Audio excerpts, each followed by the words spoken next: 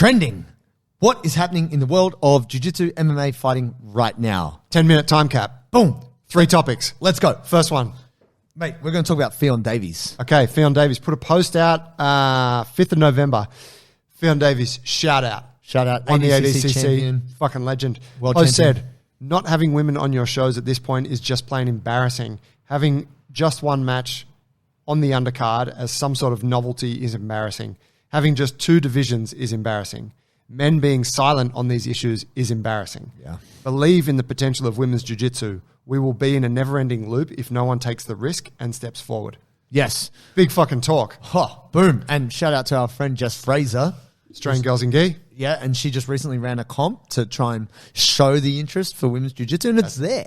It is absolutely there. And I'll tell you what's crazy. I was just saying this morning to Jess who's a brown belt. Sunny Munn, as a white belt, fought Kira Gracie, a black belt world champion, at the Abu Dhabi Pro like 10 years ago. A white belt fought a black belt. Yeah, because the categories were combined. Yeah, that's right. They used It was to just everyone go, in together. just white to black belt, good luck to you. Yeah. Because they wouldn't put money into running women's categories. It's not, and it's bullshit.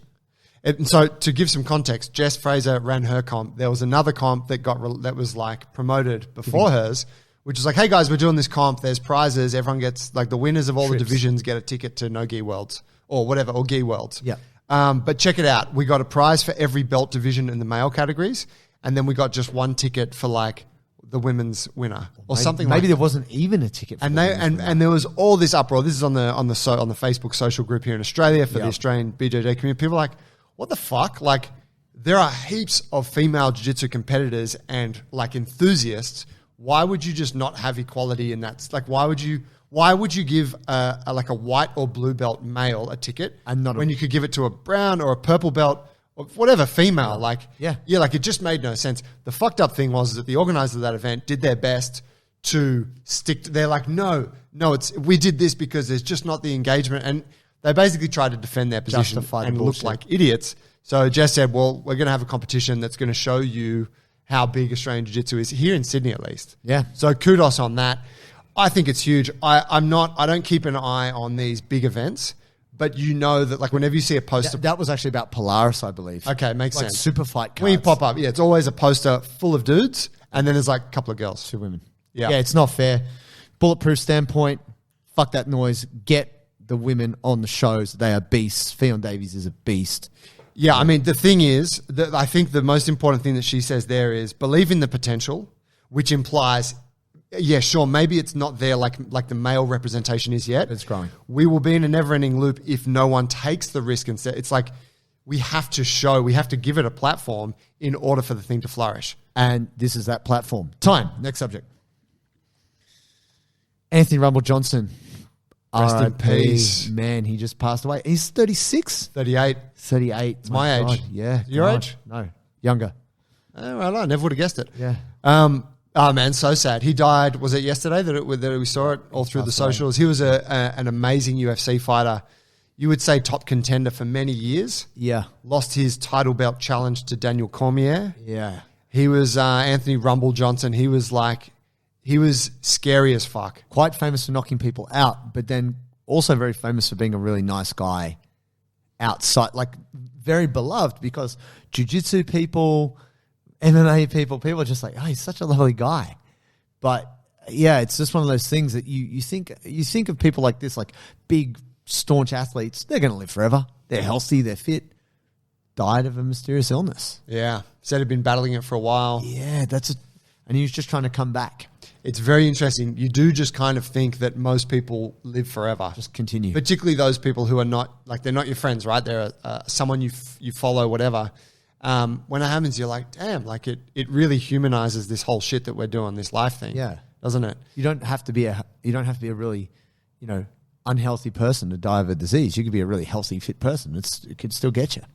One thing that I always found fascinating about him was he openly said, I believe, he wasn't actually that interested in MMA. Oh. He was just good at it. Right. And I think that's why he I think after he lost to DC, he's like, I'm out, like I'm retiring. Yeah. And then he got to a point where he's like, oh fuck, I got to do something. So he's like, I'm coming back. Yeah. And then he was coming back at heavyweight. Right. And you look at him, he was a fucking big guy. Big unit. I don't know if he ever made that return or if he maybe fought on some different promotions. Yeah, I think he was looking to come back on Bellator. Yeah, That's what he was training for. But no, I just think it's one of those things that reminds us that life is short and nobody's immune. It doesn't matter how fit, strong, famous, rich you are. You could just go. So...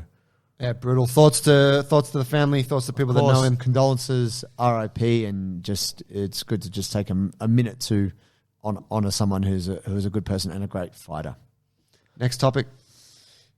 We are looking at Nicholas Merengali is going to be fighting Craig Jones. Oh, matchup. This is the refresher of some of these ADCC events, right? Yeah. Okay, so Merengali, Craig Jones. Yeah. They fought, didn't they? And Craig won on a takedown. Yeah, that's right. Nicholas kind of fucked up strategically, didn't he? Yes.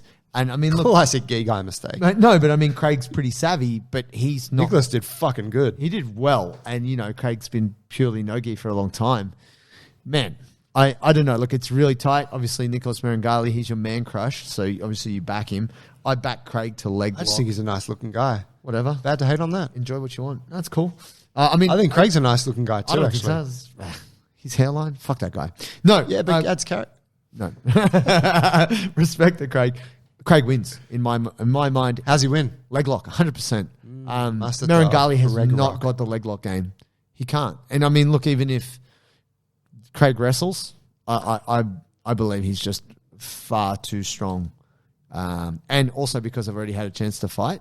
That was where Merengali kept catching the single and Craig kept pulling out by just pushing, framing and just pulling the leg up and out. Yeah. It was a real long-legged guy move. Yeah. Because his hips are so high. He didn't even turn. No. Like most of us short leg guys have to. Sure. He'd just fucking pull the knee to the chest and slip it. Yeah. That was interesting. Yeah, it was a very close match and you could see it both really gassed. So it'd be really interesting to see him fight again.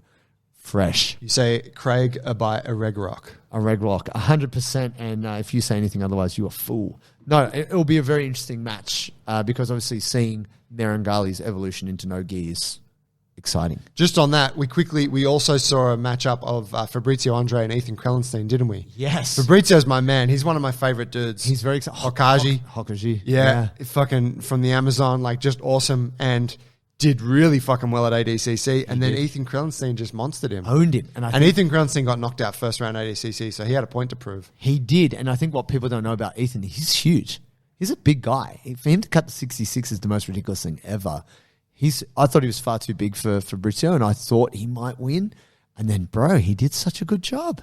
Wrestled up, took him down, took his back. Big back control. Man, it was quite impressive. I don't think I expected it to be more competitive. I don't know.